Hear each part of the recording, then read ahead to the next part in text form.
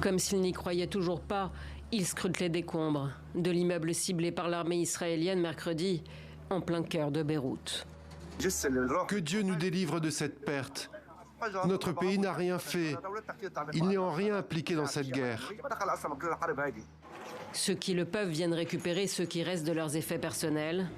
La nouvelle guerre entre Israël et le Hezbollah dure maintenant depuis plus d'un mois. Les Libanais sont à bout.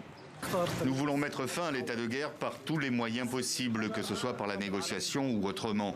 En fin de compte, c'est une réalité qui nous est imposée.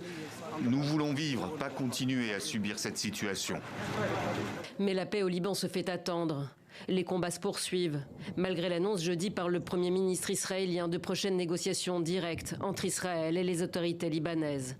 8 membres des forces de sécurité libanaises ont péri dans de nouvelles frappes ce vendredi visant le sud du pays, assure l'agence de presse officielle. Dans cette vidéo diffusée ce vendredi par l'armée israélienne, le chef d'état-major confirme à ses troupes que le cessez-le-feu en Iran ne concerne pas le Liban. Au Liban, nous continuons de consolider nos acquis et d'intensifier notre manœuvre. L'endroit où vous vous trouvez est d'une importance capitale. Israël dit avoir démantelé plus de 4000 infrastructures du Hezbollah depuis le 2 mars, mais maintient ses conditions. Des négociations sous le feu et aucun retrait du sud du pays avant le désarmement du mouvement chiite pro-Iran. Son chef, Naïm Qassem, affirme que la résistance se poursuivra, elle aussi.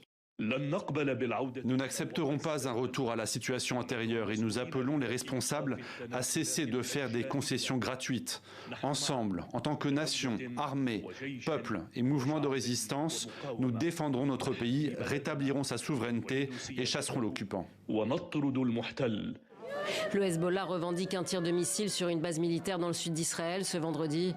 Une riposte, dit-il, au raid meurtrier de mercredi.